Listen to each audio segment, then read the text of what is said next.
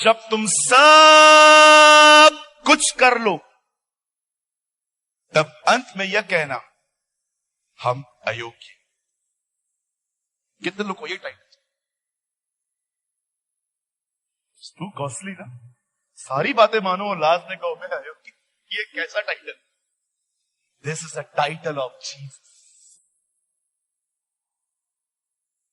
कितने को ये टाइटल चाहिए? सब कुछ कर लो और लास्ट में रिवॉर्ड के लिए नहीं आओ, लास्ट में ये कहो मेरे को तो कुछ नहीं है।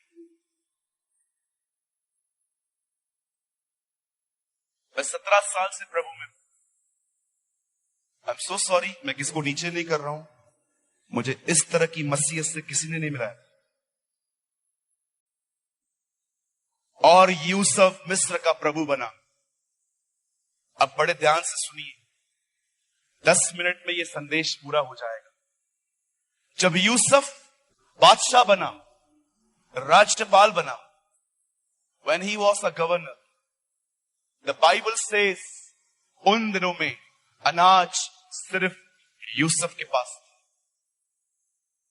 और उसके जब 11 भाइयों को पता चला कि अनाज मात्र मिस्र में है, तब उसके भाई ये बात नहीं जानते थे कि जिस लड़के को हमने अपने भाई को बेच दिया था, आज वो लड़का वहां पर बादशाह बन के बैठा है और हमें उसी के पास जाना है। And you know the Bible says, जब उसके भाई उसके सामने आते हैं, यूसुफ उन्हें पहचान गया, परंतु वे यूसुफ को नहीं पहचान पाए। यूसुफ ने अपने आप को कवर करके रखा था।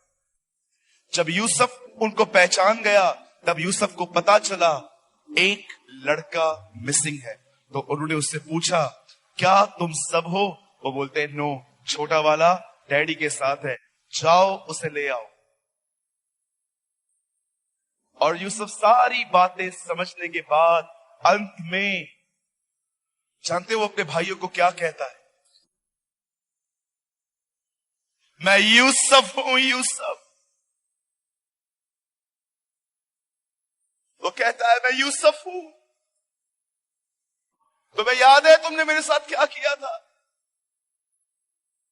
तुमने मेरे साथ बड़ी बुराई की थी। तुमने मुझे मारा, पीटा, बेच दिया ना। परंतु मैं तुम लोगों के सामने कहता हूं, मुझे यहां पर बेचने वाले तुम नहीं, परंतु परमेश्वर था।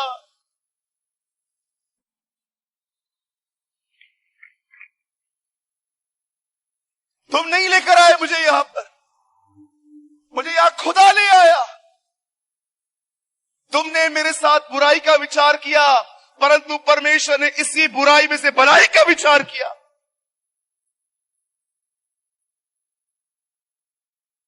जाओ डैडी को ले आओ, मैं तुम्हारा पालन पोषण करूंगा, मैं तुम्हें स्पॉन्सर कर रहा हूं, आओ जाओ सबको लेकर आओ। बोल डैडी को बोलना उसका लड़का जिंदा है, जाओ उसे ले आओ। क्या आप इस बात को देख रहे हो? 13 साल पहले की बुराई यूसुफ को याद है। वो जानता है इन्होंने उसे मारा था, पीटा था, पर उसकी इच्छा देखो, उसके ख्यालों के कितने खिलाफ है। उसको याद है इन्होंने बुराई की थी, लेकिन उसने डिसाइड किया मैं इनके व्यवहार के अनुसार इनसे व्यवहार नहीं करूंगा। जानते हो इच्छा का समर्पण क्या होता है? एक व्यक्ति ने आपको हर्ट किया, एक व्यक्ति ने आपका फायदा उठाया, एक आदमी ने आपके साथ बुरा किया, आपको सब कुछ याद है, लेकिन आपने अपने आप में प्रभु के सामने ये बात रखी है, भले ही इन्होंने मुझसे कुछ ऐसा भी व्यवहार किया है, लेकिन मैं इनके साथ वैसा व्यवहार नहीं करूंगा, मैं इनके साथ भलाई करूंगा। इसे कहते हैं इच्छा का समर्पण। इसे कहते हैं इच्छा का समर्पण।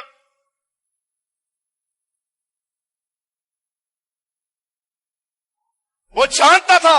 आपको क्या लगता है माफ करने का मतलब क्या होता है? किसी ने आपको हर्ट किया, किसी ने आपके साथ व्यवहार गलत किया, हो सकता है आपने ऐसी जगह पे शादी की जहां पर आपका पति पहला पूरी तरह आपका था, पर इन दिनों में वो बढ़ चुका है, ठीक से व्यवहार नहीं करता और आपको पूरे परिवार के लिए नफरत है। अगर आपको लगता है माफ करने का मतलब यह है कि एक दिन मैं सब भूल जाऊंगा, इट इज इम्पॉसिबल। अगर आपको लगता है कि लोगों ने मेरे साथ बुरा किया है और माफ करने का मतलब, एक दिन मैं एक प्रचारक को सुन रहा था जिसने ऐसा कहा, जिसने किसी को माफ किया है उनके मन में कभी उनके लिए ख्याल तक नहीं आते। मैं उठ के खड़ा हो गया, मैं चला गया वहां से बाहर, और किसी ने मुझसे पूछा, भाई आपको क्या हुआ? मैंने कहा, ही प्रीच्ड अनबिब्लिकल थिंग्स। आपने देखा यीशु मसीह जब पौल से मिलता है और पौल उसे पूछता है तू कौन है, तब वो यीशु ये नहीं कहता मैं यीशु मसीह हूं, वो कहता है मैं यीशु नासरी हूं। वो स्वर्ग में भी याद था उसे कि मैं अर्थ में कहां रहता था। That is the reason he never called himself a Jesus Christ, but he say, I am the Jesus of Nazareth. मुर्दों में से जिंदा होने के बाद भी जब यीशु को नया शरीर मिला, उसमें भी उसे याद था वो अर्थ में कहां रहता था। याद रखिए, माफ करने का मतलब ये नहीं होता कि आप एक दिन सब कुछ भूल जाओगे उन्होंने आपके साथ क्या किया। माफ करने का मतलब होता है भले ही उन्होंने मेरे साथ कैसा भी व्यवहार किया मुझे सब याद है, लेकिन मैं उनके हिसाब से अब उनको हर्ट नहीं करूंगा। I will follow Jesus. भले ही उन्होंने मेरे साथ बुरा किया, मैं उनके साथ बुरा नहीं करूंगा, मैं अच्छा करूंगा। इसे कहते हैं माफ करना।